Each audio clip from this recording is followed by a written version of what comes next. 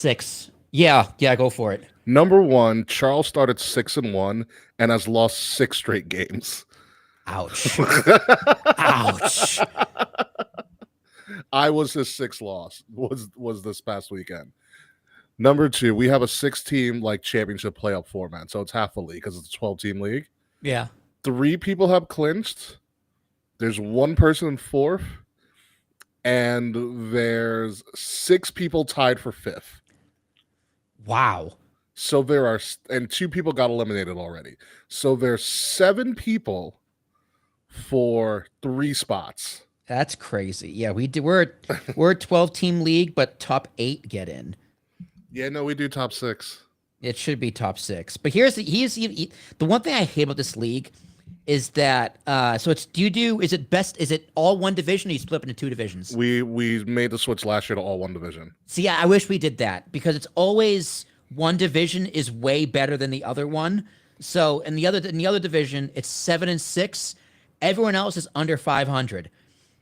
6 and 7, 6 and 7, 6 and 7, 5 and 8, 4 and 9. Really? And then the other division, 6, 7, 6, 7. And then the other division, the one I'm in, we have 11 and 2, who just lost the game for the first time since week 1. Jesus. And then 8 and 5. Then me, 7 and 6, 7 and 6, 6, 7, 5, 8.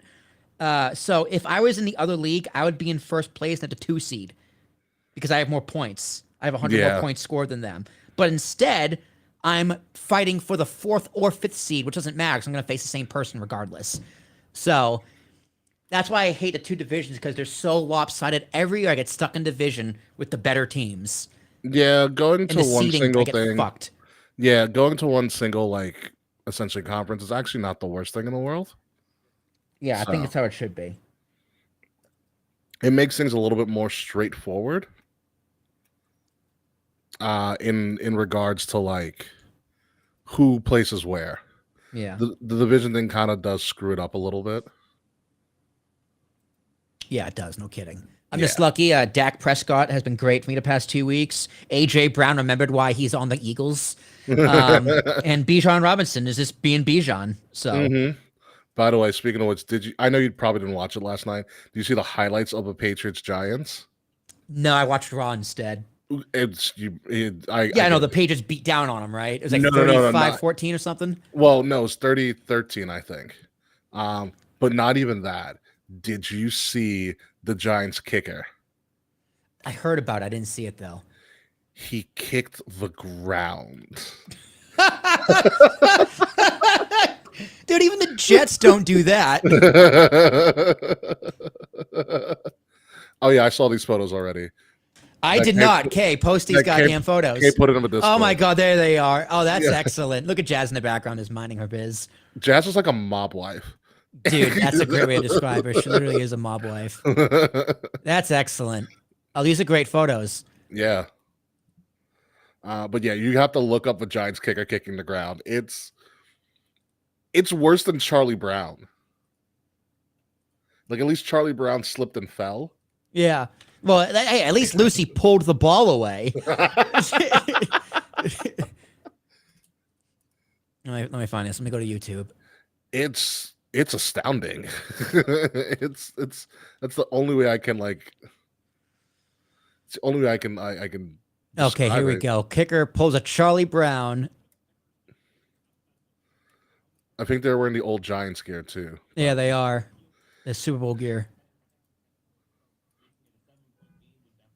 Yeah, wait for it. All right. I'm watching. Oh my. Dude, he didn't even come close to the ball. Yeah. It's real bad.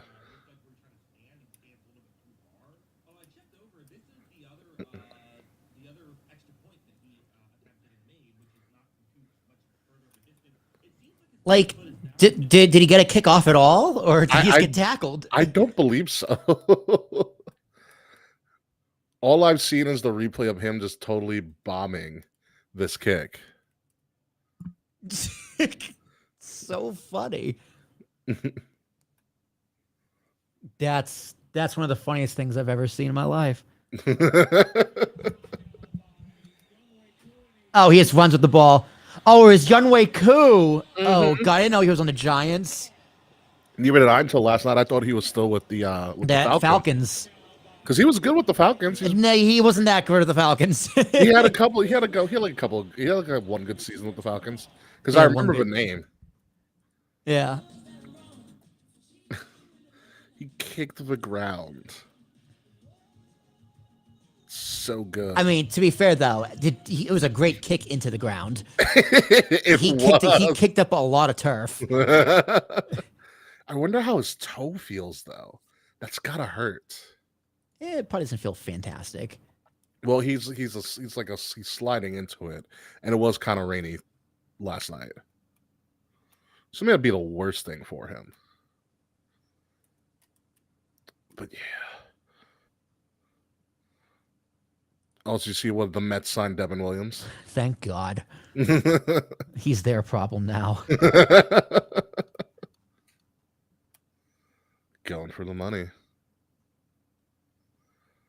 I was like, oh, it's too early to be signing baseball players, but whatever. No, it's not. I'm still in The Blue Jays signed Dylan Cease last week. Yeah, Winter meetings is next week. Oh, okay. Why did I think it was later? I feel like it's you sometimes like the hot stove. Sometimes it's in January. That's why I thought it was like January they had the winter. Yeah, meeting. the last few years they've been December. So the last winter meetings, Yankees traded for Soto. Mhm. They signed Cole. They extended Judge. They traded for Bellinger and In the signed winters. Max Fried. That was all in the winter meetings in the past 5 years. Yeah. So I expect Cashman to stop sleeping on the ground and get his ass to work. At some point, eventually, post Christmas, he'll do something. So, I've been stuck in college football world with Lane Kiffin going to LSU. Okay, so you want to? I know you don't follow college football. Nope, no idea who that is. So Lane Kiffin is a coach at Ole Miss, University of Mississippi. They call themselves Ole Miss. It's weird. We don't ask questions about it. That's what they call themselves. So he's brought this team. They're guaranteed a playoff spot at this point. Okay, guaranteed a playoff spot. No matter what. Like, he built this team. He's been there for 6 years. Guaranteed a playoff spot. He then gets a job offer from LSU, one of the premier programs in the nation, who had a shit year. Mhm. Okay. They're offering him 7 years, $91 million in total. Wow. So he accepts the job offer. And then he requests that even though he accepts the job offer, if he can still coach the team into the playoffs. And they say no. So now Ole Miss is going to go into the championship, conference championship, as well as the college football playoffs without their head coach. That doesn't sound like a good strategy. It happens all the time, though, because what happens is the college football schedule, like, you have transfer portal and all of that stuff happening, like, around this time, too. And recruitment and early signing day and all of this stuff. But Scott Van Pelt of ESPN made a great point. He's like, if you're married to somebody and your significant number says, hey, I'm leaving you for somebody else, but I want to stick around for the kids for a holiday season, can I do that? You're going to be like, no, get the fuck out. Get out of here. Yeah. Yeah. Yeah, it's like the integrity of the team over the value of the person. Yeah. I mean, no one's bigger than the brand. Lane Kiffin is not Lane Kiffin has no integrity. He has the most dramatic firings ever. Like, he got fired from the Raiders as an OC in 20 games. Ouch. Well, The owner was like, the Raiders are bad. We're bad this year, yes. They've been bad the past many years. No, we made the playoffs 4 years ago? Yeah, like I said, many years. I'm not the Jets. That's many years of being bad. No. That's an eternity of being. That is an entire lifetime of being bad. The Jets have been relevant as long as I've been alive. Maybe since as long as you've been alive. Yeah, they made a couple of AFC Championship games when I was in college, and then that was it. Yeah, and then the butt fumble happened. Mark Sanchez happened. Recently incarcerated Mark Sanchez. My God, what a wild story that was. Like, what is with former Jets quarterbacks going to jail or should have been on to jail? Brett Favre. Favre's been a criminal. Has been a criminal. Fucking. Oh Oh my God. God, Vinny Mike Testaverde. Vick. Mike Vick was Granted, Mike Vick was already out of jail since going. yeah.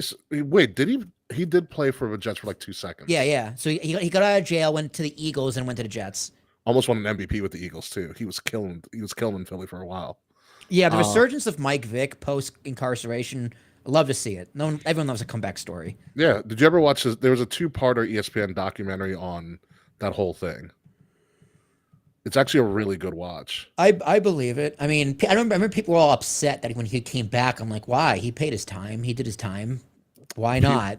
I think Stefan Marbury said it once. People will forgive murderers more than they will more easily than they'll forgive people who like kill an animal. Yeah, 100%. That's 100% true. Yeah, Yeah, they will forgive Ray Rice for beating up his girlfriend but Michael in, Vick, in an no. elevator. But Mike Vick, no, you killed a dog. Yeah, yeah, it's crazy. But no, Mike Vick's the documentary was really good. Is he in the Um, Hall of Fame? no, he's should be eligible soon.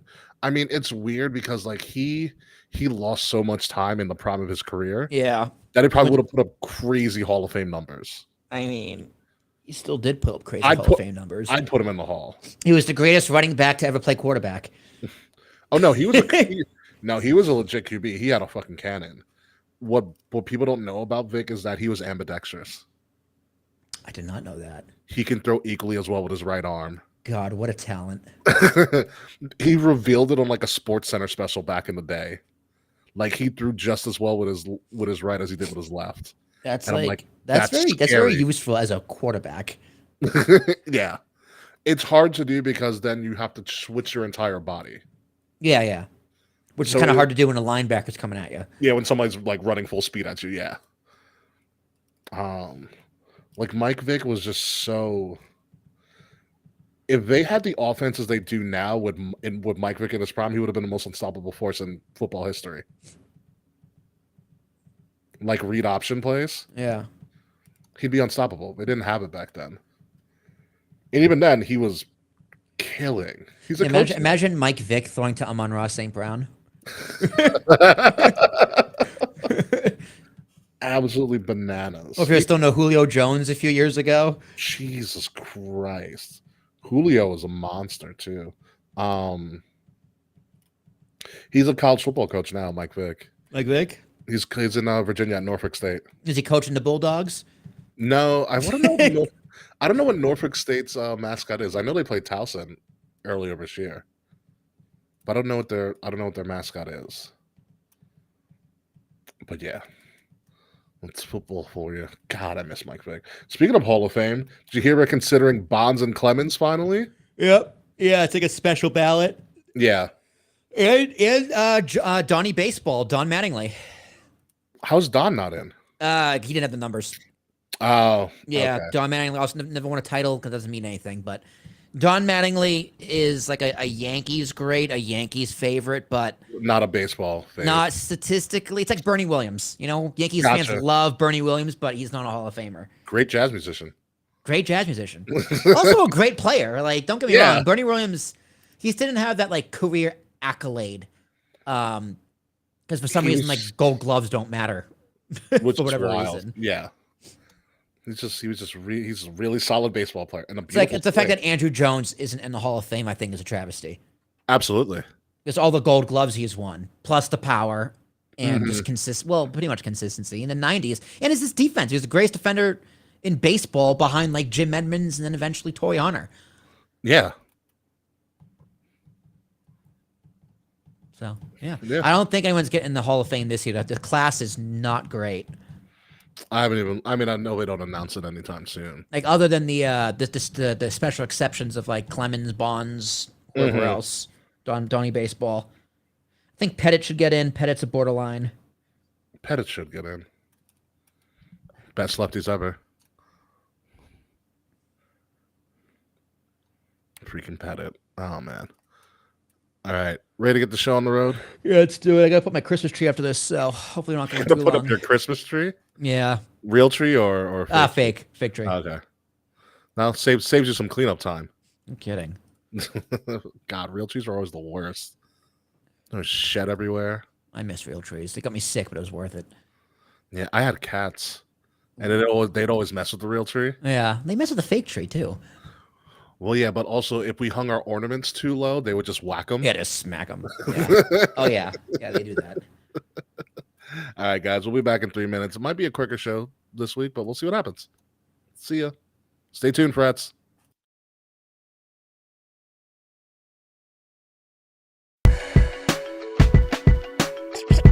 Kings of the rings of the illest.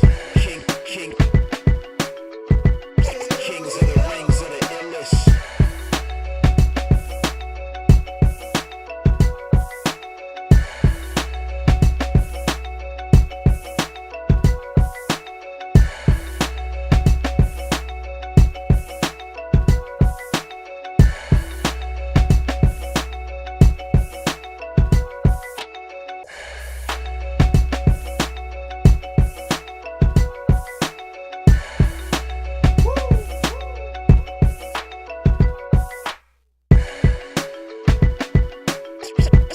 Kings of the rings of the illest. Kings of the rings of the illest.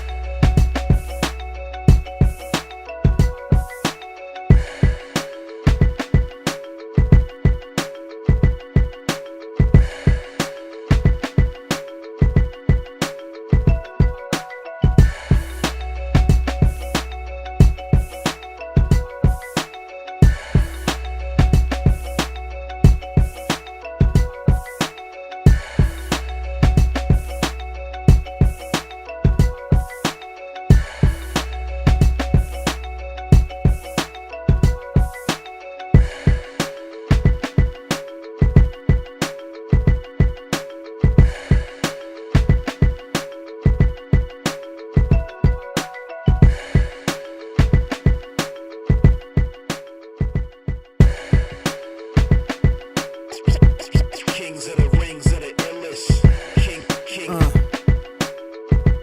Kings of the rings of the illest. Live from the Wrestle Addict Radio HQ, representing Kings of the Rings to the fullest.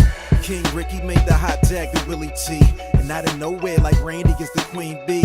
K-Fay brother, 400 plus in the bag like money in the bank brother. See when they pod, it's the opposite of common. Look at the comments, crowned at a certified top 10. You heard? Kings of the Rings pod. Throw up a too sweet when you see the squad. Like a chop in a, I know you feel it. Kings of the Rings of the illest. Kings of the rings of the illest. Kings of the rings of the illest.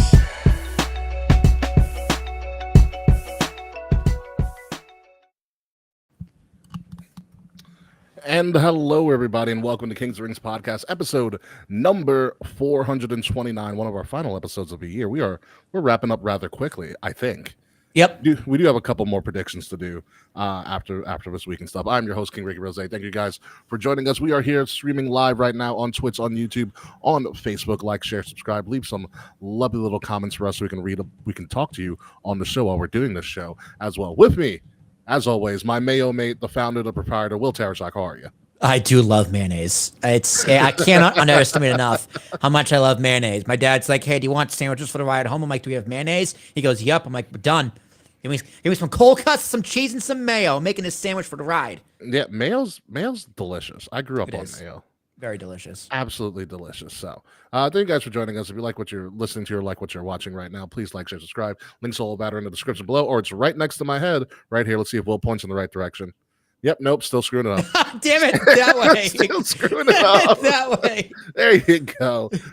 Right there. Gives you access to our I merch swear I store. don't do that on purpose either. I'm just that stupid. For a second I thought you were, but No, I know. I'm literally that stupid. I really thought you were for like a hot second. Yeah, That there way. you go. You'll figure it out eventually. So we got some interesting stuff to talk about. Survivor Series War Games was last weekend. NXT Deadline is this weekend, and also some I guess kind of breaking news that was released this morning. TNA's coming back to actual TV, folks. Oh, I thought you were gonna say Larry's dead, but yeah, No, TNA. This is much I better. was not going to bring up Larry dying on the show, but now that Mike we know Mike that, Vick would. oh, boo, boo. But yeah, rest in peace, Larry, AJ Lee, and CM Punk's dog. However, TNA announced this morning, that as we're recording this show and we're streaming the show live, that they have struck a deal, a multi-year deal with AMC Television to bring Thursday Night Impact every Thursday from 9 to 11 p.m. Eastern Time. From what I've heard, the multi-year deal is valued at up to like 30 million, which for TNA, that's excellent. Take it. For them. It's going to be a mixture of, from what I've heard, live shows and tapings as well, because that's what TNA does. You know, it helps the wrestlers and their schedules as well. Carlos Silva was on Busted Open Radio earlier this morning, talking to Bubba Ray and David LaGreca about the deal. He's really excited about it. Pretty much, there was rumors that because TNA is going to go to AMC, that the NXT integration into the storylines and stuff was going to end, and he shot that down real quick, saying that no, it is going to continue. In fact, WWE was integral in them getting the deal. Yeah, no kidding. That's So- what I assume. I'm like, oh, that's a WWE rub. Good. Yeah. Like, yeah, AEW didn't have to pull to do this, but WWE Plus- does. There's a bunch of WWE shows on AMC because WWE already had that partnership with AMC. You had the Rival show. You had like the AMC. Oh, that was all AL. I thought that was like. I think that was on. I almost said TLC. My fault. My fault. It's not AMC. It's A&E that WWE. has A&E. That was it. A&E. A&E and AMC. I screwed up. Did My not fault. sound right, but it was A&E. It was A&E. So my apologies for that one. More lifestyle. Yeah, it was more lifestyle content. But so scratch whatever I said. But the fact that WWE was like, hey, we're going to help you out because we want to buy you. We're going to help you out, get a television deal, and see how this goes. So good for them. Good for TNA. TNA finally looks like they're going in some sort of right direction Yeah. with this. And so I listen. Will and I went to TNA. TNA's always been a quality wrestling product. It's definitely had its ups and downs. Yeah. When I stopped watching around 2014-ish, 2015, it was bad. Like it was not great. And then it just disappeared for a long time. Just tried to be Impact. It was just like, okay, this thing's on life support. And then the Broken Hardys were a thing. And it was just like TNA had the flashes of, oh, it's back. Drew McIntyre, Drew Galloway at the time. Drew Galloway, yeah. Great. Cody was there for a while. Cardona was there for a while. Like, so there were always glimpses of things happening. Like, oh, TNA's still around. Good for TNA. Eli Drake, just a bunch of names. Mr. Anderson always in and out of there. Like Aces and Eights. People shit on Aces and Eights. I loved Aces and Eights. So this is good for TNA. I think bringing the TNA branding back was definitely step one. That was the perfect thing for them to do when they did that this year. And like their 5-year bring back to life model. This is bring TNA back, because when they got rid of TNA, we were like, that's a great move. Get the stink of Dixie Carter, Jeff Jarrett, and everything that's wrong with this company off of you.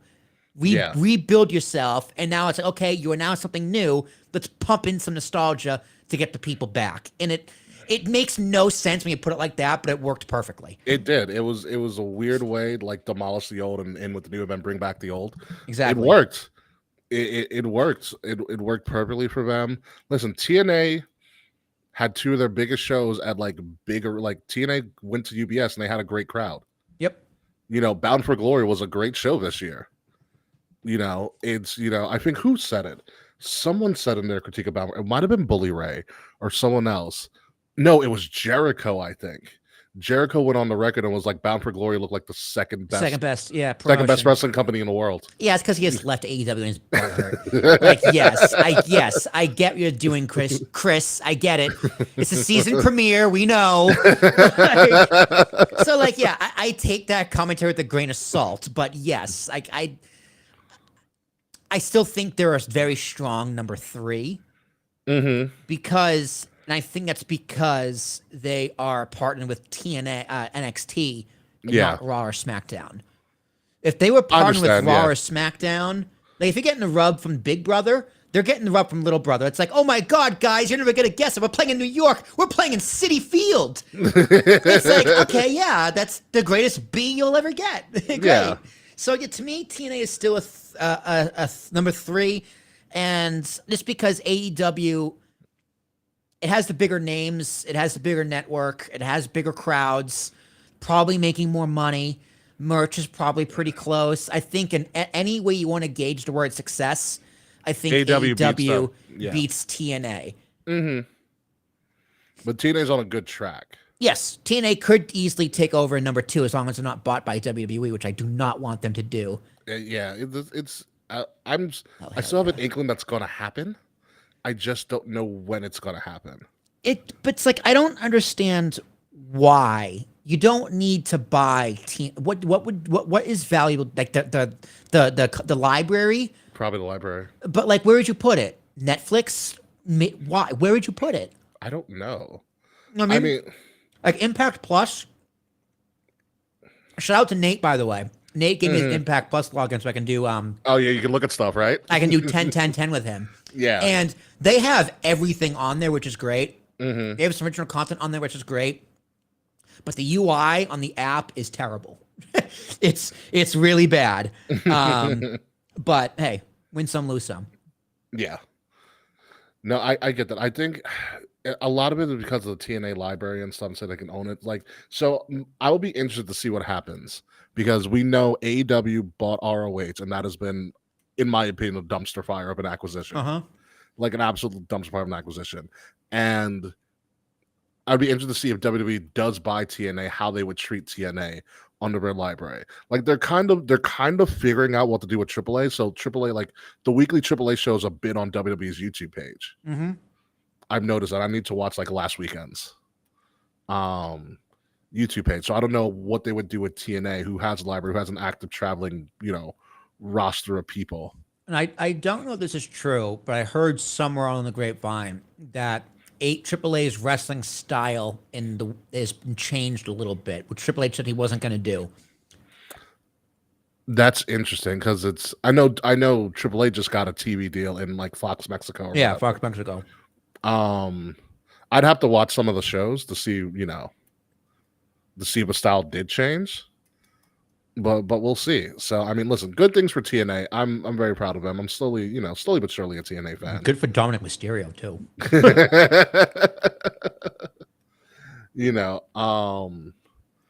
So but yeah, TNA on AMC starting January 15th, by the way. January 15th is when this begins.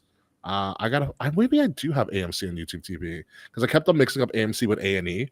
So I have to double check that. But now when you think about it now, you have a full work week of wrestling.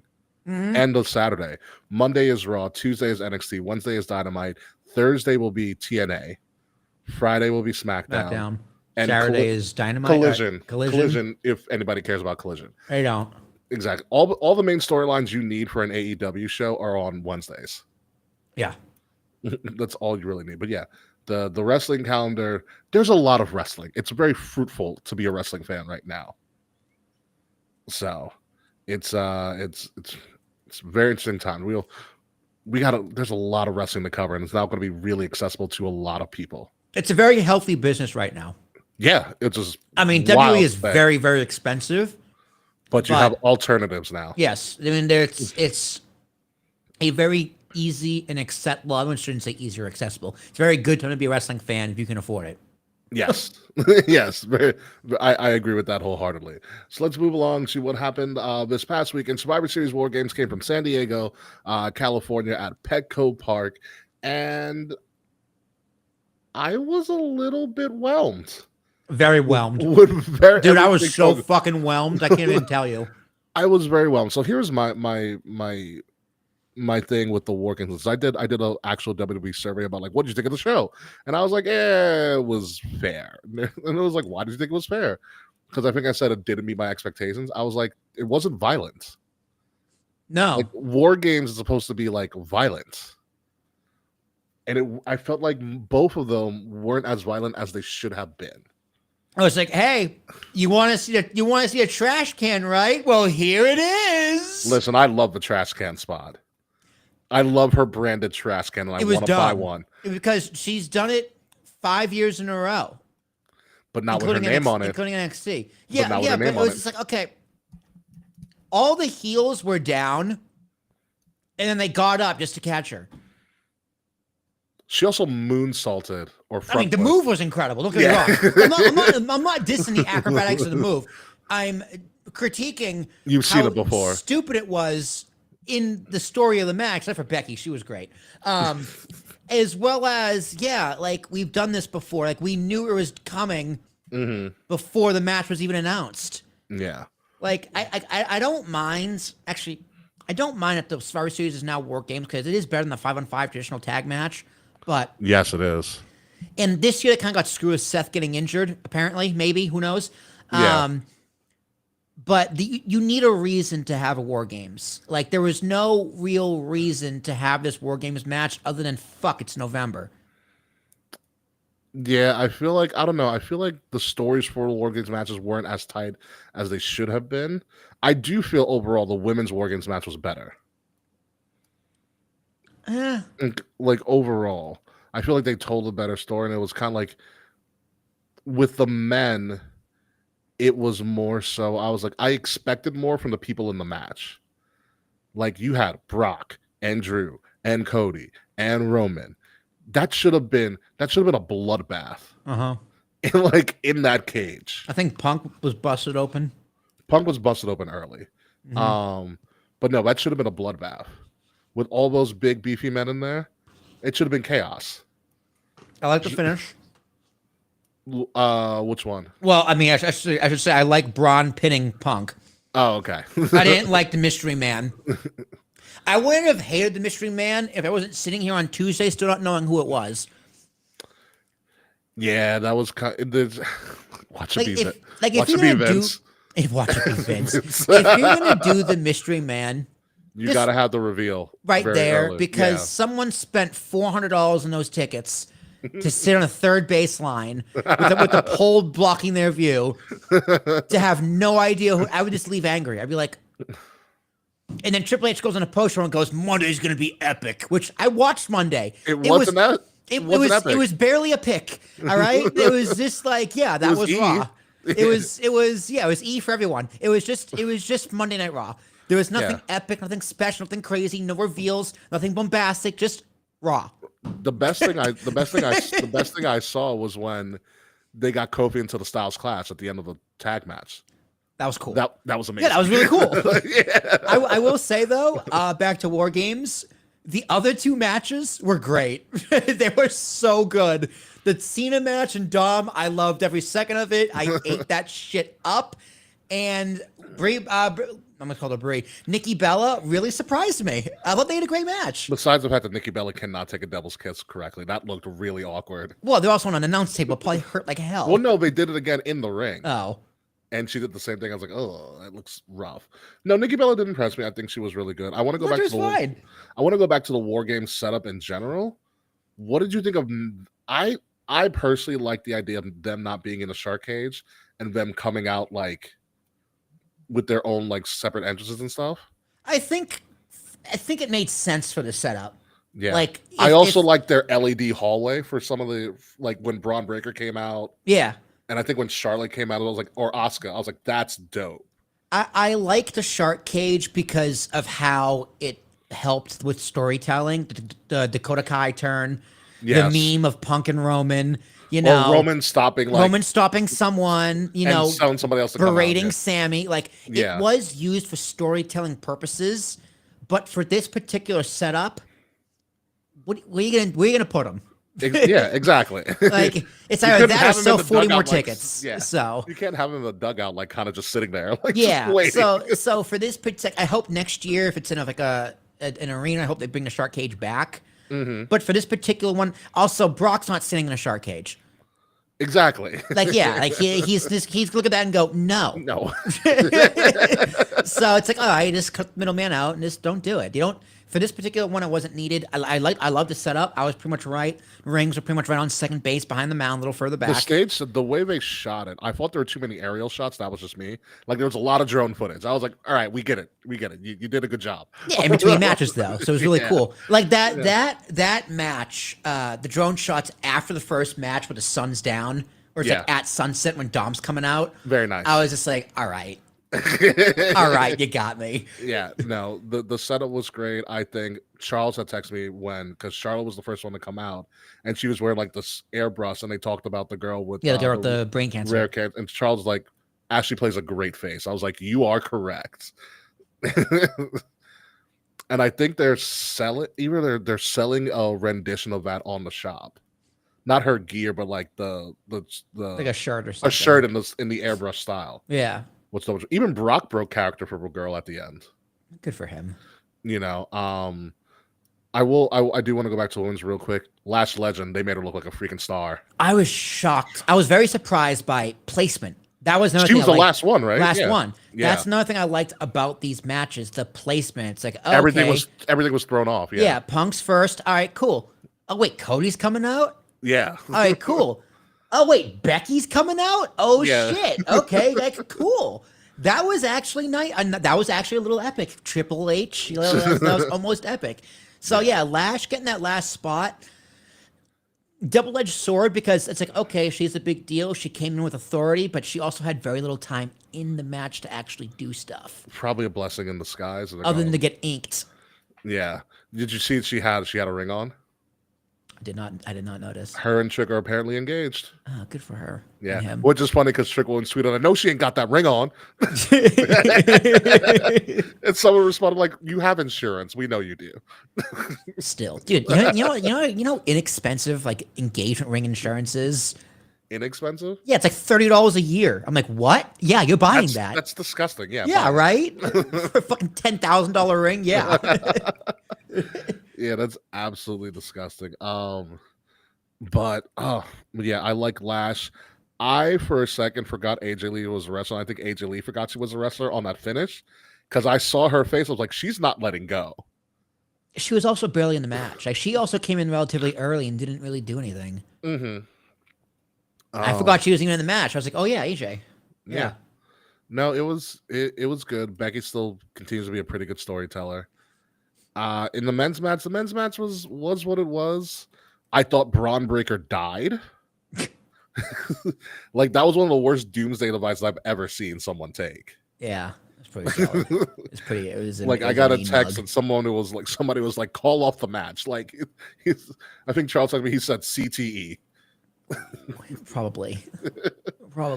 Listen, he cut a hell of a promo on Monday. Yeah, it's fine. Yeah, he cut a good promo. I love how they're just like, yeah, he's having a championship match on January when everybody else was reporting it's going to be at WrestleMania. I was like, wow, this is why we don't listen to dirt sheets at all. Apparently Logan Paul is officially a member of the Vision. That's fine. I have no issues. You know, and Keep him around. The big thing is who's the mystery man? Who cares? It's honestly. Theory. I believe it's Theory. Fretz also believes it's me, Austin. Theory. Yeah, I mean, most likely, he's big. He was big. He was a big boy. Shoulder. You know how people figured out it wasn't Seth, besides the fact that it's not Seth.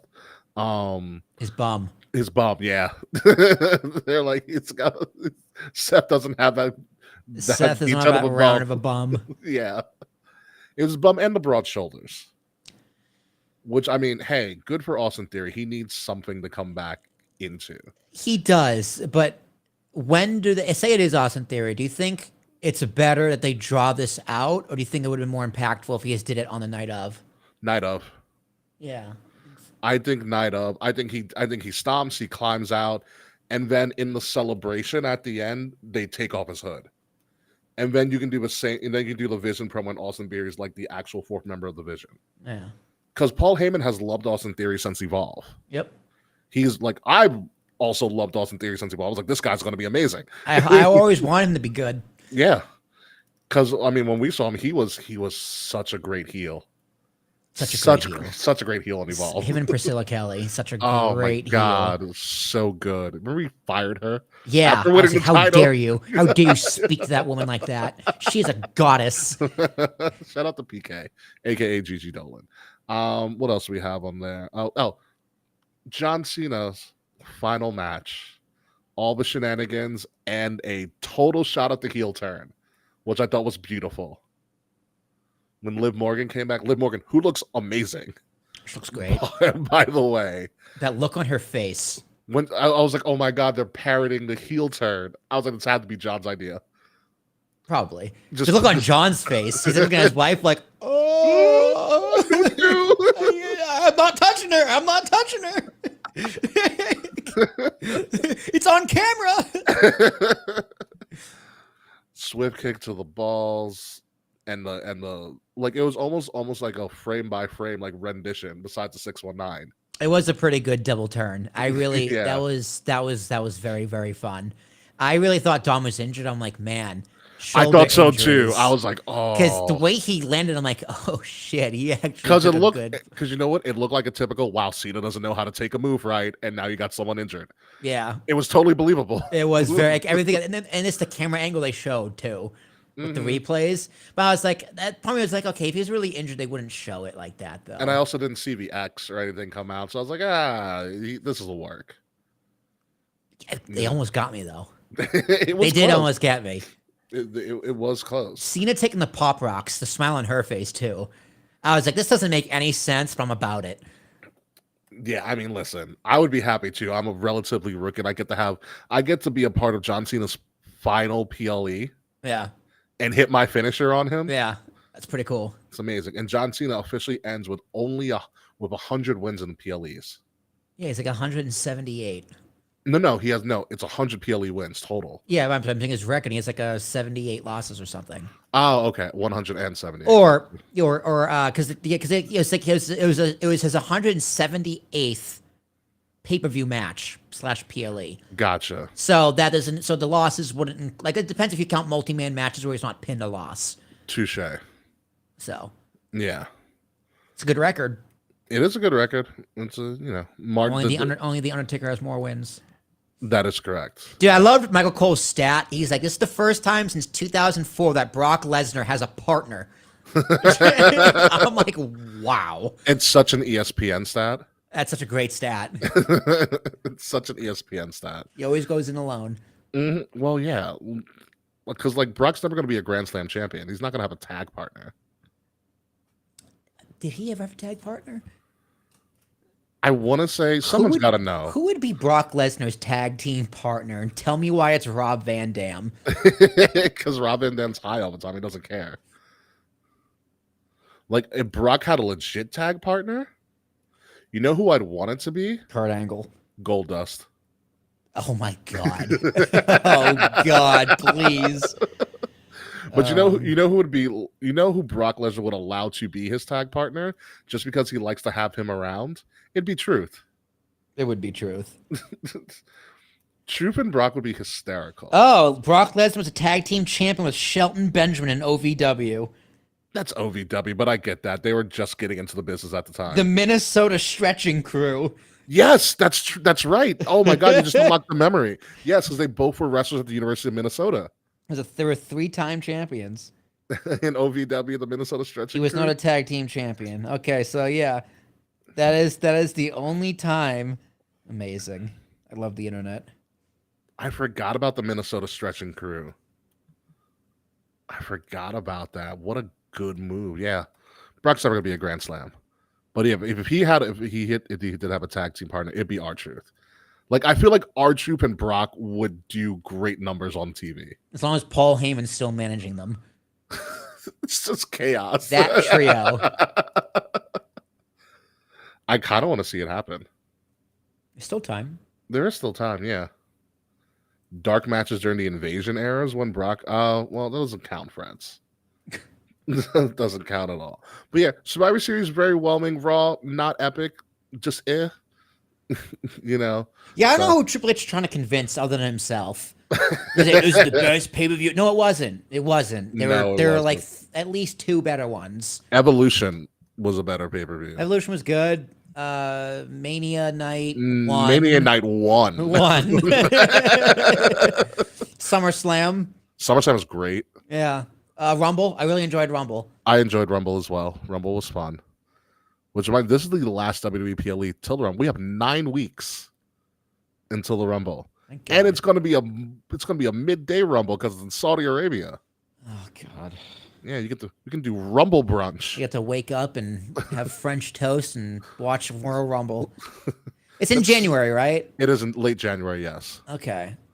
Because you'll have Rumble, you'll have Elimination Chamber at the end of February, and then you'll have Mania. WrestleMania In the end of April.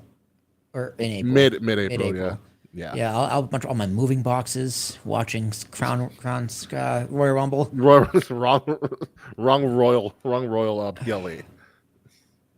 Yeah, so we got some time to kill, and by that time AEW will have like 7 shows. Yep. Wait, Fretz is saying real quick. Brock had Survivor Series with Matt Morgan, Albert, Nathan Jones, and Big Show. Oh, he's in the Survivor Series tag match. That doesn't count. We want tag partners, Fretz, not tag matches. But anywho, let's move on. NXT this weekend is putting on their final PLE of the year. It's NXT Deadline, coming from San Antonio, Texas, at I believe that's a great graphic. It is a great graphic with all the clocks and whatnot. 7 p.m. Eastern time, 6 p.m. Central time, because they are in Texas and in San Antonio. There's only about 3 matches on this card that we know of right now. NXT is about to come on as we are doing this show, so there's probably more matches added a little later on of this recording that we may or may not know about. So if there are some predictions, we will let you know. We'll add that to our thing, and we'll figure it out the next time we're on the show. Speaking of which, Will, do you want to see how you did? I wasn't good. I know Cena lost, so. Yes, Cena did lost, which means we're both tied again for second place. Man. Kay is still in first with 143 points and 73% winning percentage. Will and I are with 131 and 67% winning percentage as well. So it's a race for the toilet bowl. Ricky and I. So we have Deadline. We have next week's Saturday night's main event. When we have World's End, 3 more after this to fill the gap and take Kay down. But who knows? The Jets won this week, so the Jets did win this week. Anything's possible. Anything is possible. So speaking of which, the first match that we're going to go through is the men's Iron Survivor match. Which, do I need to explain to you how Iron Survivor works, Will? Because I feel like I have to, because it's not going to make sense. I know. I know it, but I can't remember. Okay. Also, this is John Cena selected all these people for the men's and the women's. So right now you have Miles Bourne as the bald guy, the bald Randy Orton creative character up top, who also ironically dates Stephanie Vicaire, Dion Lennox, Joe Henge. What's up? He does? Yeah. Bastard. We know. We know. He's also the one that's partially deaf on NXT as well. What? Partially, still cuts a pretty decent promo. Joe Hendry, who, excuse me, may or may not officially be signed to WWE. They haven't really said anything yet because he did show up on TNA and he did a duet with Jeff Hardy. That must have been fun. I forgot what song they played, but they did play a song together. Leon Slater and Javon Evans. So Iron Survivor works like this: 2 people start the match. Okay. Then at different intervals, people come into the match. So they're all going to be in like a shark cage or whatever. It's a 25-minute match. And it's the person who gets the most pins in 25 minutes wins. Right. Okay. So that's how it goes. The caveat of Iron Survivor is if you get pinned or you submit, or essentially if you take a fall. Oh, you have to go in like the penalty box. You have to go into a penalty box for I think like 2 minutes. a minute or 2 minutes before you can go back in and try to essentially still compete. So it creates a lot of chaos. It's a lot of intrigue. It's one of those things that you have to watch it to be like, oh, I get it, and that's why it's good. Trick Williams had a good run in Iron Survivor. Javon Evans was in it last year. Winner of this match gets I believe gets a guaranteed NXT Championship match at New Year's Evil.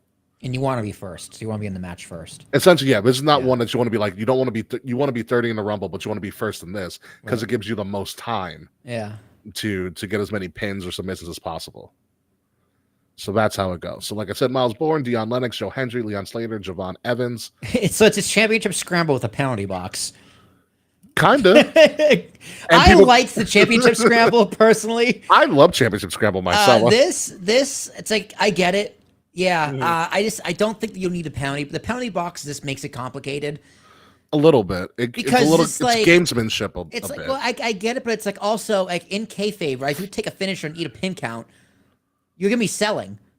Yeah. So it's like just roll out of the ring for a little bit. Like you don't need the penalty box. I see what you mean. I definitely see what you mean. That's just a roll up, right? So Fred's is saying that Joe Hendry and played My Sacrifice by Creed with Jeff Hardy. That's hilarious. My sacrifice. He's also comparing Iron Survivor to King of the Mountain vibes. A little bit, yeah. Also, I didn't realize because I watched like at least the first 20 minutes of the first like the NWA TNA weekly pay-per-views. Yeah. And they crowned a new TNA champion, and it was the Royal Rumble, but the last match ends in a pinfall. I was like, oh, that's where AEW got it. Mm-hmm. It's an NWA rule. Yeah, TNA still does that rule. When they do like their Rumble style matches, they still do that as well. Yeah. Anything AEW does, I've learned, is taken from somebody else. Taken from somebody else. Yeah, there's barely anything original with AEW, which isn't always a bad thing. But for here, I actually don't know who would win this. Is like conventional wisdom says Joe Hendry. He's your guy. Yeah. Right? Especially if he's going to be like fully signed on into 2026. Oh, that's Javon Evans on the left? Javon's on the left. Leon I'm going to go Slater. with Javon Evans. I mean, he's had a great showing with Gunther. Give him a reward. Be like, hey, man, nice job. You're going to be on the main roster one day, but day's not today. Here's a title match. Yeah. I would go Javon, but he's already had title matches against Oba. Like he's already been in title matches. That's why I'm not going with him. Oh, so Leon Slater is still the X Division champion, so he's definitely not winning. And champ. What's up? Double champ. X Division and NXT champion would be a wild combination. That'd be a really wild combination. You know, you're right. I'm gonna go with the X Division champ. Leon Slater. Yeah, I'm gonna go with Leon Slater. Fair enough. I'm gonna go Joe Hendry, I think. Because I don't think Joe's gonna win the NXT title, but he'll be featured on like that first show, like New Year's Evil show. Yeah. Just so pop a rating. Joe Hendry. Yeah, Joe Hendry versus whomever the champ is, which we'll figure out by the end of the show. So yeah, that's what I'm going with. The women's Iron Survivor is even a little bit more interesting. So the women's Iron Survivor features John Cena selected Lola Vice, Nice. Jordan Grace, Sol Ruka. I thought she was hurt. No, she wasn't. Well, she's not as hurt as she thought she was. Kalani Jordan, who just dropped the Knockouts title to Lei Ying Lee, which was Xia Li. I did see that. Good for her. And this woman that you see here on the left, but you don't know who is, that is Layla Gray. She is the Evolve Women's Champion. God, she looks like... I will tell you, it's a bad photo of her. Yeah, she looks like AI. Yeah, no, that is a bad photo of her compared to everybody else. Although I do love the name of her finisher. Her finisher is called Shades of Gray. Ah. Yeah. With that being said, this one's tough. Because who's champ? Is it Monroe? No, Blake Monroe's the North American champion. North American. JC Jane won the title back. She won it back? Yeah, Man. Yeah, they took it off of Tatum. A lot of flip-flopping of women's titles over there. Yeah, they took it off of Tatum because Izzy Dame and the culling turned on her. So I think Sol Ruka either Sol Ruka's going to get called up or she's going to be back in the North American title scene. Kalani's never had a title shot opportunity for the NXT Women's title.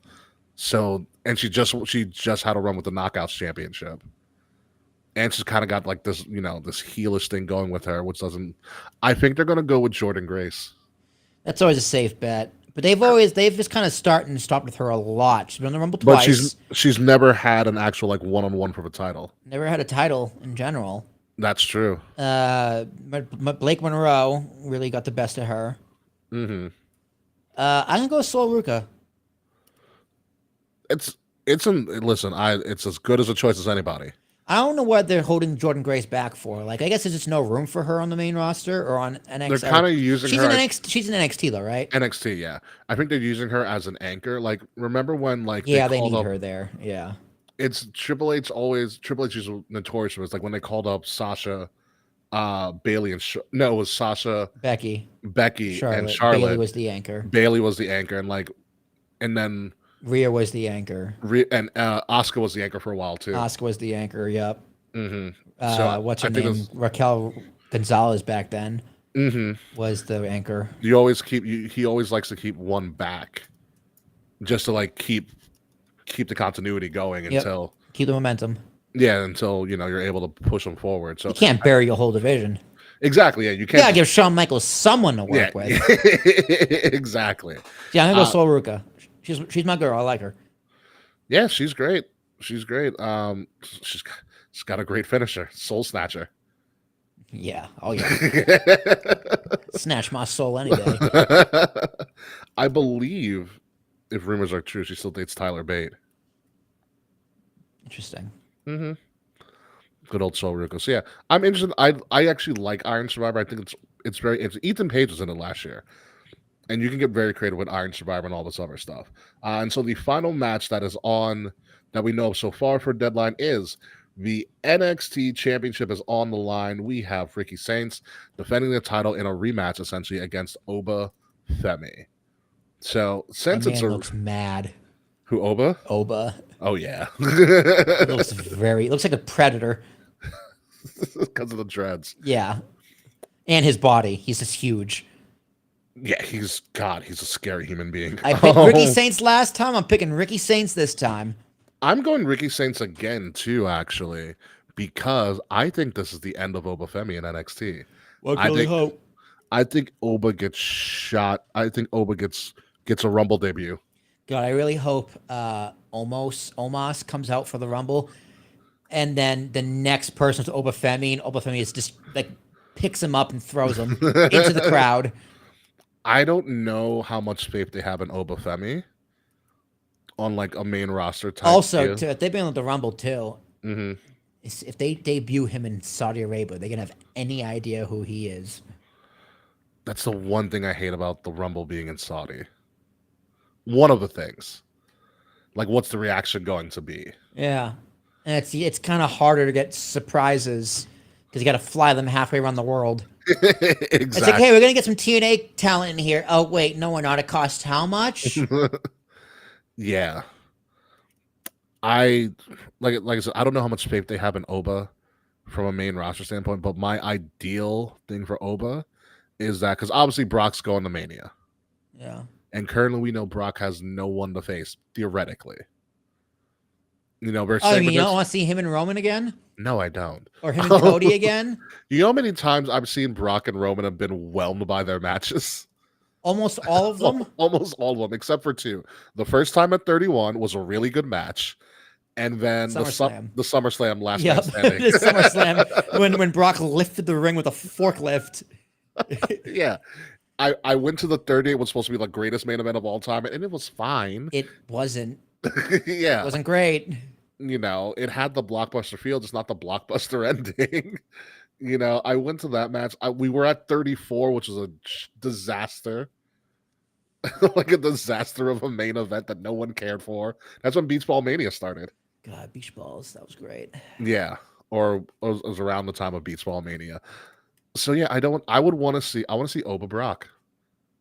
If you set it up correctly, Oba Brock Mania. I don't know who else can Brock go after. Also, I think Brock would love to work with somebody that's like his size. Remember how excited he got when he went against Keith Lee in the Rumble? Yeah. He's like, bring Big Show back. Let me throw that giant ass around. Yeah, I think this is Oba's swan song. I think Oba gets called up to the main roster. Either it's the Rumble or early on in the new year. Because you don't do the same match twice. Unless you're like letting somebody go. It's a very NXT thing to do. Yeah, no, you're right. I agree. Yeah, so I think this is Oba's swan song. And well deserved. There's nothing else for Oba Femi to do in NXT. No, he's very seasoned. Yeah, he's seasoned. He's got a great look. He's got a very domineering voice.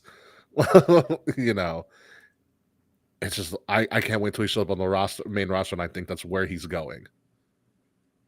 And he's gonna be a big deal. Yeah, real big deal. Although him and Omos as the tag team would be scary. Oma Oba. Oma Oba. Oma Oba. Oma Oba. I would love that. I think The Oba's giant African dudes. what was it? They can call themselves the African Dream. Yeah. Because remember you had it was, Hakeem, yeah. Hakeem the Yeah, African Dream? Hakeem the American Dream. No, it's the African Dream. I African think. Dream.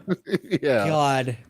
So bad. He wore the shiki to the ring. Wasn't he white too? Yes.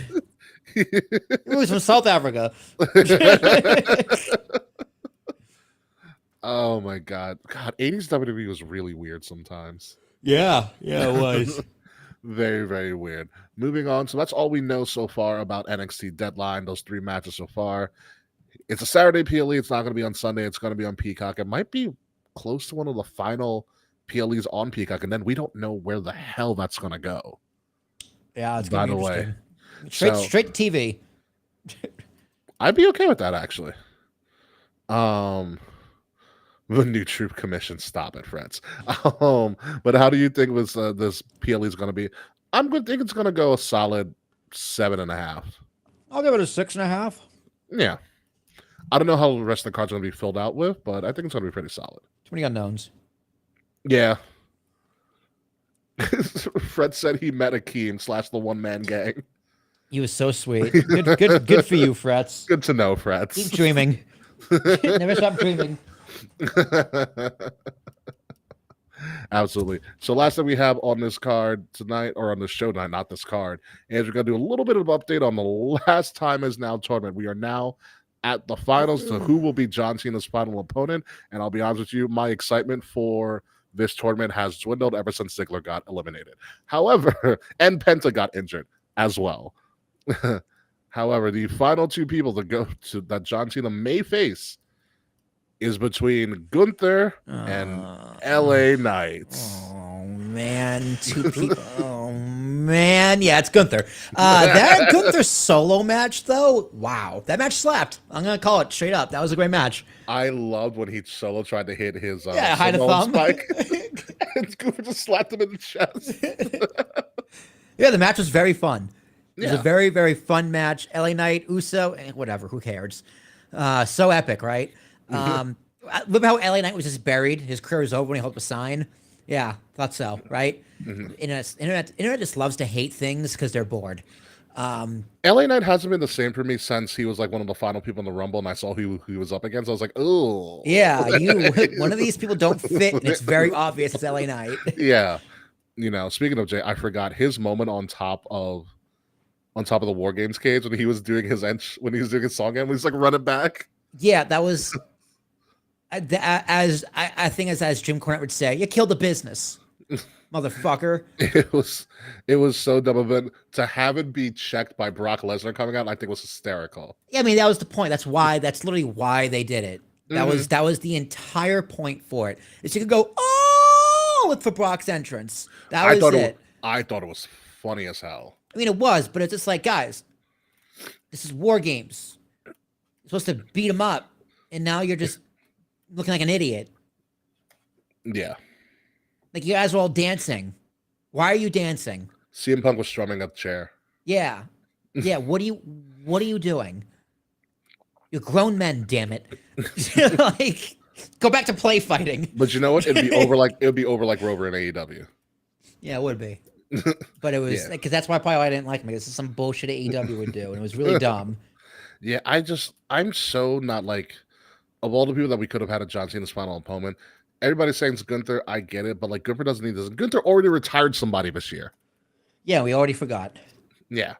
So is Gunther going to be like the retirement guy on Saturday night's main event? Because he also retired Goldberg on Saturday night's main event.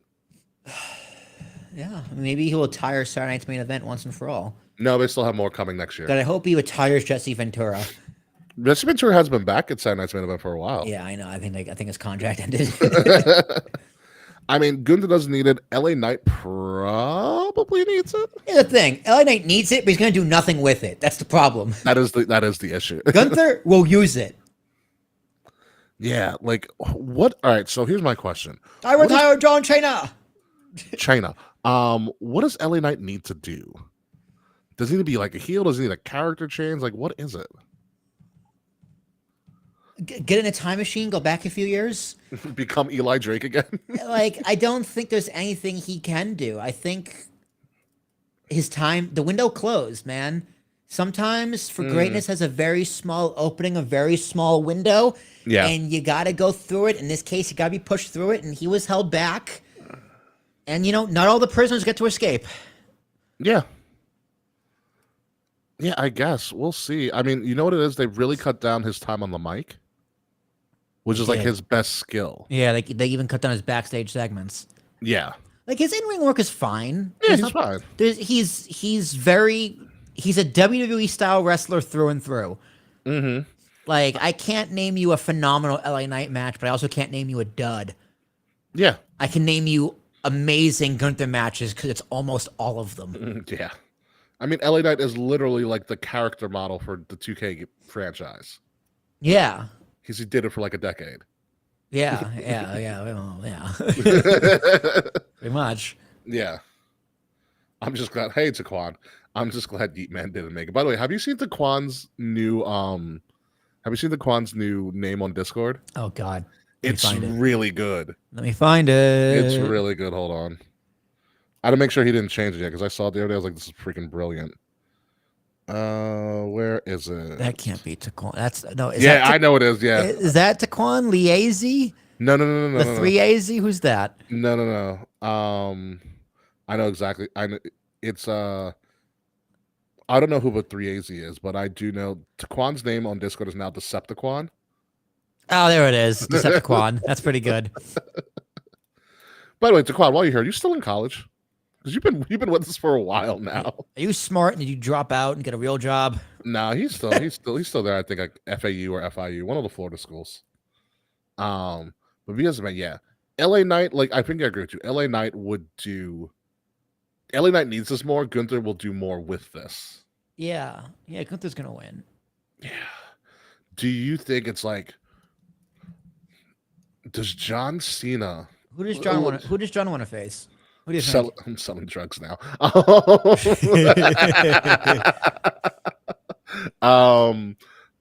Who do you think John wants to face?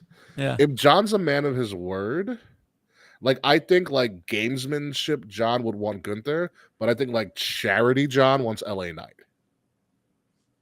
Yeah, gamesman. I think his last match is not going to be like Gunther's with Gunther. I think the match is going to be more memorable. I'll be like, oh, remember John Cena's last match? Fuck yeah. Where it's going to be like, as opposed to LA Knight, in 5 years, it's going to be a trivia card at like wrestling trivia. Who was John Cena's final opponent? People are like, fuck, I know this one. What was it? And they get LA Knight. I go, that's right. LA Knight was technically Bray Wyatt's final opponent too. Yeah, wow. That's a trivia. That is a good trivia question. His last story was Bray Wyatt. You know what actually LA does this no service? The fact that Cena won't be there at all to hype this up. Yeah, they're just going into it. You're just going into it's it. Like Cena needs one more. He needs one more appearance. In-ring promo. Exactly, against the winner of this. Yeah. Maybe, who knows? I mean, this it's next week on Monday. Maybe he shows up, goes in the ring, just does this, and then walks away, and that's enough. Yeah, you need something to hype us up outside of them winning this match. Yeah. I think Gunther would be memorable because I think Gunther gives him like the Brock Lesnar 2014 SummerSlam treatment. Oh my God. That'd be terrible. It's a great way to go. It's a great way to go. It's your last semester, Taquan? Yeah, congratulations, kid. But yeah, no, it's a great way to go. I think because like Cena's whole thing and that freaking Tom Rinaldi interview, they're like, oh, you're going to see the full thing. Like I've already seen the full thing. He keeps showing clips. The Tom Rinaldi interview, he says like, I want to retire when I can't do it anymore. And I think if you want to prove to like the audience and a kayfabe standpoint that John can't go anymore, you put him up against Gunther, and Gunther Just makes him, just embarrasses him. embarrasses him. Yeah. Makes him look like a fool. Mm-hmm. I'm gonna show you how you can't wrestle. Yeah. Exactly. 5 moves of doom. How about 5 chops to the face? Yeah, He's it's gonna gonna chop you so hard your hair's gonna grow back. yeah, it's gonna be interesting. It's gonna be very, very John, interesting which with man in your 40s would you rather lose to? that. The former world champion or a guy that we don't want to give a title, don't want to give anything above a mid card title to. Yeah, how old is Gunther? Gunther's got to be in his early 40s or late 30s. He's 38. God, Really? there's a picture of fat Gunther Walter, and he was a big, beefy boy. I have a picture with Walter from Evolve. I do too. Yeah, because we were all there. Yeah. Oh my God, yeah, fat Walter. He looks so much better now, man. He's a big beefy man. You should see him talk about how much he loves chocolates. Walter Hahn. I believe it. Fucking look at him. Mm-hmm. Because he's Austrian. He talks about- Austrian. yeah. Yeah. So, I mean, I feel bad for LA Knight, but whatever. We'll see what happens. I would be surprised if LA Knight wins this. Very surprised. I'd be very, very surprised if LA Knight wins this whole thing and goes on to face Cena. Because that would make for an interesting week. And we also don't know the rest of his card for Saturday Night's main event outside of a Cena match, because it is going to feature a bunch of NXT people as well. NXT exhibitions, as he calls it. Ooh, should be. So that should be very, very interesting as well. With that being said, that's pretty much all we have this week. I mean, TNA, War Games, it's the end of the year. Things are going to be a little bit sparse unless something absolutely ridiculous and radical happens in the next like 3 weeks going into the new year, which you never know. Ric Flair's pretty old. Anything can happen. Ric Flair is pretty old. He's been pretty old for like a pretty long time now. He's been pretty old for a while. Yeah. It is kind of crazy. You go, out of all the old wrestlers, Dusty, Piper, Hogan, all those from the 80s, Flair and Jake Roberts would be the last ones standing. Yeah, that's wild.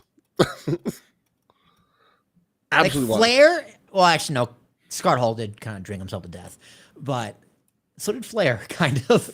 Like the fact that of all those guys, those I think are the Scott Hall's last two. body just shut down. Yeah. Yeah, but the fact that Flair's still surviving is kind of crazy. Like absolutely wild. Jake I can understand because Jake did make some lifestyle changes. You know? Still. God, he showed up. He showed up at November to Remember '98, and he looked bad, like really bad. Yeah. I mean, I need Flair to keep going for a little bit. I mean, because like, imagine how Charlotte would feel if like Rick just ups and like dies. Like, that's oof. It'd be a wild moment. I feel like Seagull on the inside should be like a little bit, probably. A little bit. Just a little bit. Yeah, just a little, like, you know. Like when it's all said and done, the funeral is over, the flowers have died, he's buried, she's back on the road. Yeah. And she just goes, yeah. I don't think finally. you can deny. Yeah, I don't think you can deny that aspect of it as well. Yeah. There's a little bit like there's a reason that sometimes it's called the sweet release of death. Yeah.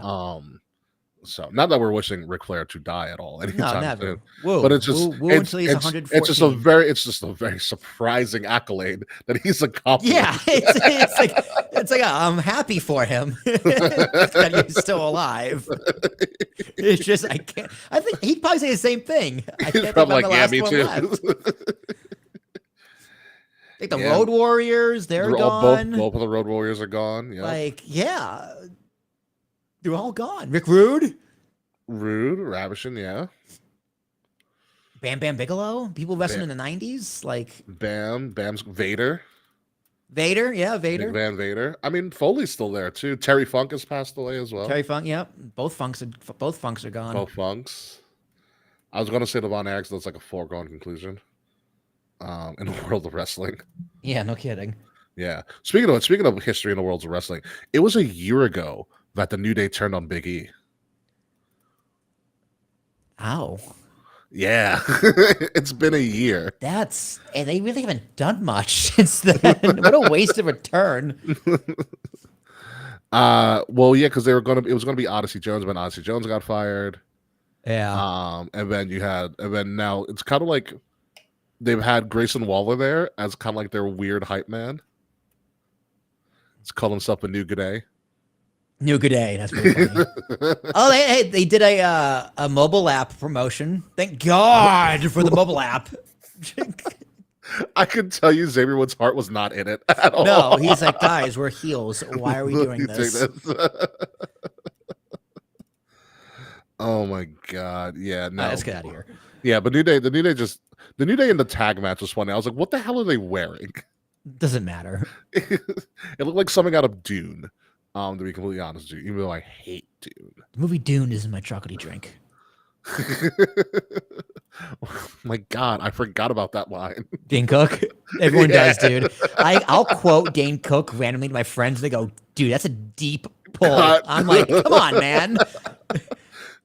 Dune is in my chocolatey drink. The movie Oh Dune my- is in my chocolatey drink. My God. Ricky, someone shit on the coats. Shit, I remember shit on the coats. Shit on the coats. Someone shit on the coats. Every now and then, I always look at Jazz and go, then just bring your fucking jacket. There's no context. Someone shit on the coats. Someone shit on the coats. Oh my Go to the God. movie theater. Should I just bring my jacket? Is it cold? And Dane just goes, I don't know. Just bring your fucking jacket. Such a great line. God, he was so big in the Dude, early Dane 2000s. Cook was the first comedian like I ever found when I was in 5th grade, and I loved him ever since. God, I used to Even have, though he dates like someone 20 years his younger. It's weird. I used to have his 2 specials, like his 2 disc special. Yeah, oh yeah. Yep. Ah. Vicious Circle. Vicious Circle, yeah. Vicious Circle. Oh, what a guy.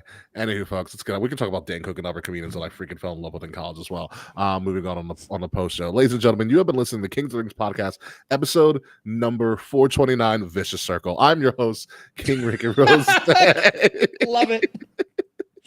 You can find me at Ambassador Biggs across all social media outlets, BIGZ Ambassador Biggs. Find Kings of the Rings podcast at KOTR underscore podcast across all social media platforms. Like, share, subscribe, listen.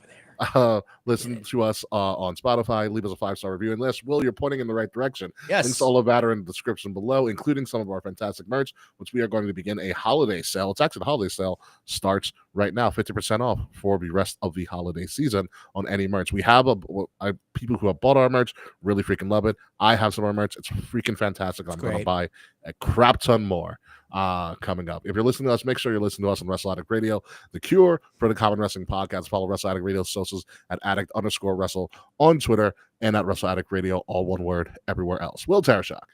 Hello. I'm a car.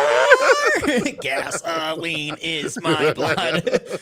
Ladies and gentlemen, you can catch me. I think Fretz released the episode this week or last week on the Frets Mania podcast covering. It's next week, I think. Next week, the Summer Survivor Series 97. I'll also be in the Game Chat Impact Nate's show covering 10-10-10 Bound for Glory. We're recording that next weekend, so that's going to be very exciting. I get to watch old TNA again, the foundation, the founding of Immortal, the Jeff Hardy heel turn, and then all the bad stuff that happened afterwards. So I'm very excited to talk about that because that is one of my favorite pay-per-views, my favorite builds of all time. I actually bought that pay-per-view for TNA back in the day, October 10th, October 10th, 2010. 10-10-10. There we go. 10-10-10. There you go. When we come back next week's show, we're going to talk about Cena's final match and why Gunther's going to destroy him. I know. We're going to talk about the fallout from NXT Deadline and whether or not Triple H understands what an epic show is, because Raw was not it at all. So until next week, folks, goodbye, good night. We'll see you soon. Welcome to the show, man. We're going to the post show, and glad you're safe, by the way. So until next week, folks, goodbye, good night. We'll see you soon. And the vicious circle that keeps on spinning is you, Slack, because fuck you, Slack. Buy our merch, Slack. God damn it. Nailed it. Yeah, we'll see you soon. This has been a Wrestle Addict Radio branded podcast.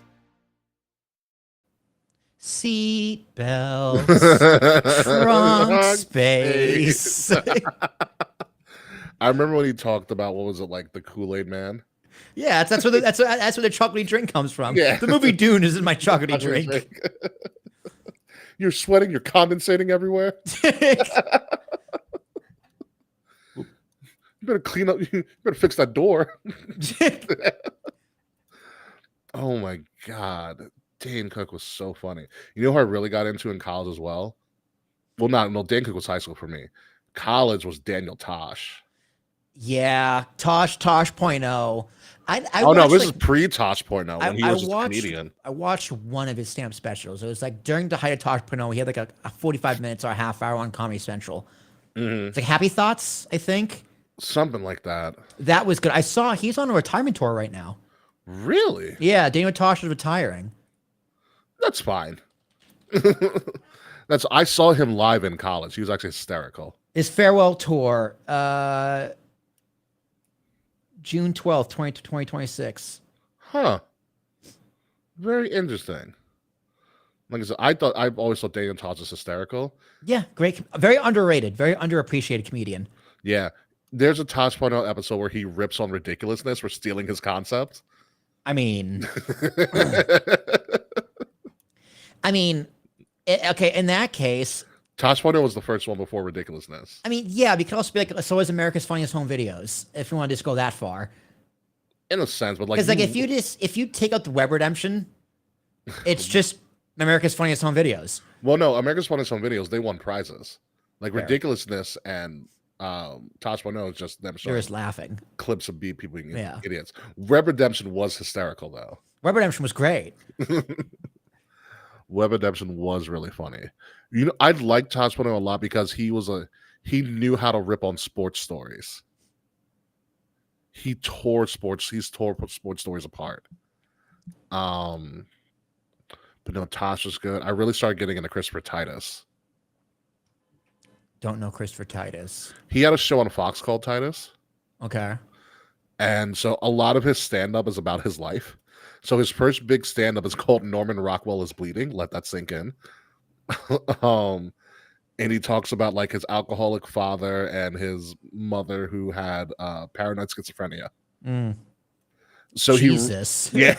Jesus. Yeah, paranoid. I'm huge on Titus and the show. Yeah. So he talks about that. Like his first stand-up that I used to Love is Evil is a great one too. So the first stand-up, he talks about his upbringing and how his dad was an alcoholic that always got married. He always got divorced and married. He's like he has a marriage license gold card. Oh. So he talked about that. He talked about his mother having like paranoid schizophrenia. He uses the wrong medical term, but he's like, so yeah, I never knew who was coming to dinner. Did he use bipolar? Well, no. His mother probably actually had probably a form of DID, but she probably was schizophrenic. Okay, so he said DID, but he meant No, he said paranoid. So he meant schizophrenic, but he meant DID. Yeah, the way he describes it on the show, in the special. And then he talks about how he found his wife, and that's how he ends it. Like he finds his wife, and then the next one is how him and his wife got a divorce. Can't imagine why. That upbringing, and he's a comedian. The comedians themselves are just typically crazy people. Yeah, no, Titus is great, and then he does Love is Evil. He talked, I think it was one of the specials. It might have been Love is Evil, where he talked about he goes on a whole political rant about how the perfect political slogan is only 3 syllables. Like, yes, we can. Yeah. Some of that, and goes, you see how you just caught on real quickly. He has a whole thing. He has a whole bit called Arm the Children. Arm the children. Instead of arming like security people in like schools and more And schools, yeah, give the children guns. give the children guns. Yeah, that's the idea. We need more guns in schools, so let's give them to the kids. Yeah. Armored Shield is a good one. Yeah. I gotta send you some Titus stuff. His shit is fucking hysterical. See, back in that time, Jeselnik. Anthony Jeselnik. Yeah. I was a huge, like when I was first discovering comedy, middle school, high school, was Jeselnik. Carlin, because old Carlin's still. Well, Carlin's a brilliant man. Yeah, it's just late Carlin. Listen to it now. It's like, okay, Carlin, everything you're saying is right, Mhm. but like, you're just sitting on a soapbox and preaching. You're not really being funny. Do you know what Mike Birbiglia was fucking hysterical? I know the name, and then Dimitri Martin. Dimitri Dimitri Martin is yes. get that intelligent, Yeah, he's intelligent. dry comedy. Was this like anytime you brought out the whiteboard or the Yes, notepad? and he tried. The notepad. This is a pie chart of procrastination. It's just a circle. I remember Dimitri Martin. He had a special come out last year on Netflix, and it's great. So he does the board thing, the notepad, and then he goes, "I'm gonna do all those jokes again, but in reverse," and then he flips the pages back and does brand new jokes for them. Nice. And it's incredible. He does the whole thing backwards. Nice. That's you ever listen to Neil Brennan? Yes, Neil Brennan's pretty funny. Neil Brennan's great. He has the first special I saw. He had a Netflix special called Three Mics. Okay. So he's on stage with 3 different microphones, and depending on which microphone he's at, he talks about a different subject matter. Ooh. Yeah. I think I know this guy. Mike Birbiglia is he's a very generic looking white guy. Yeah, he looks like Paul Rudd. Kind of. And Matt Damon. Yeah. Yeah, he has a good delivery. Who else was I really still a big fan of? Oh, I was thinking of Nate Bergazzi, whatever his name is. I don't find him funny, but he's very popular. I feel like I know who you're talking about. I just don't recall. It's Nate something. My brother likes him. I watch him. He's also very dry. Yeah, Nate Bargatze. I know the name. I can't associate him with anything. What are your thoughts on Troy Bond? You ever listen to Troy Bond? I don't know Troy Bond. He's a giant Star Wars nerd, but he's also a comedian. But he will just destroy people.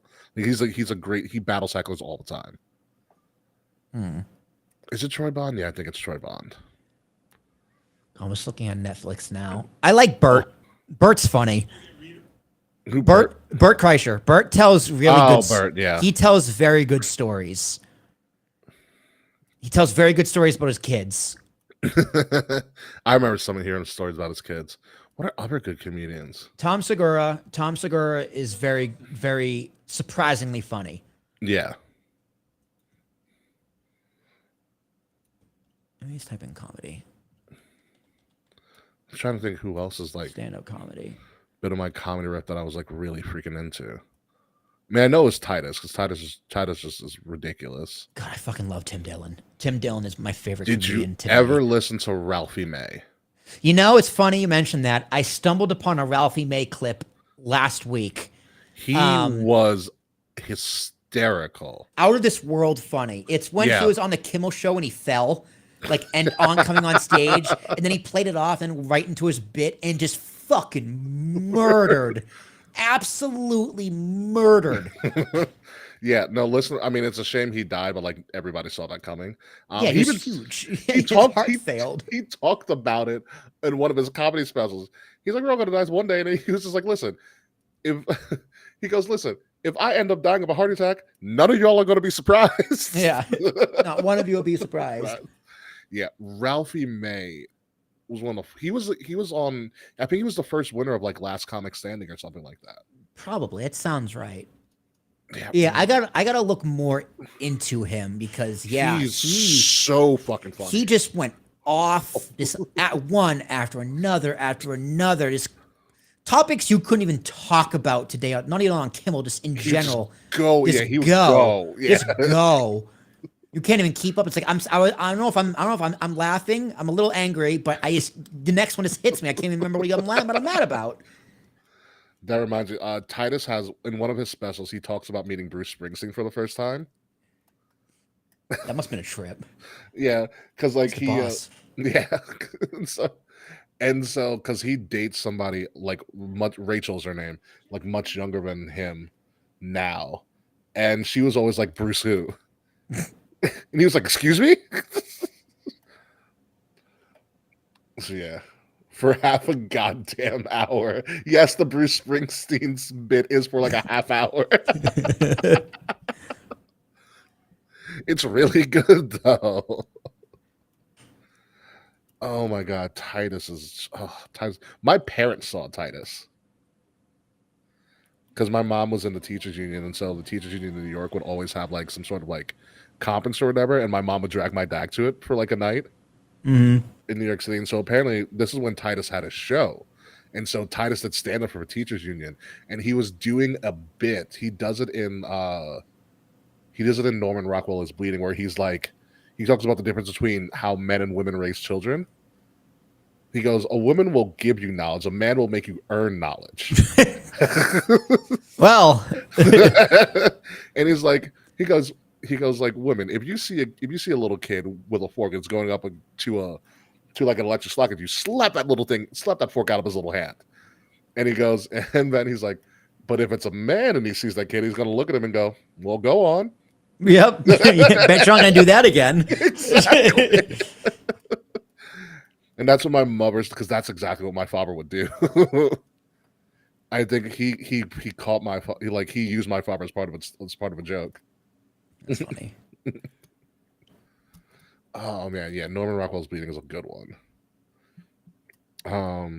Yeah, but you should really get into Ralphie May. I know. I gotta go on YouTube. Just go down a rabbit hole. YouTube, Spotify, like his stuff. I forgot when he died, but He died in like 2006, 7, 8, give or take. something like that. Yeah, but a lot of his comedy is still very evergreen. Like, Yeah, that is the thing. A lot of comedy. He died in 2017. Holy shit. yeah, it wasn't. Yeah. The thing is, the comedy doesn't typically age well. Mm-hmm. No, his is. He talked about naming one of his kids like April May. April, May, yeah. Of course. And then I think another one of his kids is named June. He's only 45. Yeah. Yeah. God, I miss Ralphie May in this climate would have fucking killed. Would have been so good. Yeah. But anywho, I know you got to put a Christmas tree up. Yep. You know, good little nostalgia about stuff. Yeah, I'll text Gabe, be like, give me your picks. God damn it. And all that stuff. No. Don't even bother. They're gonna win anyway. So We'll definitely see what happens. Anyway, folks, we're getting out of here. I get to watch most of NXT this time. See I'll you, see folks. everybody next week.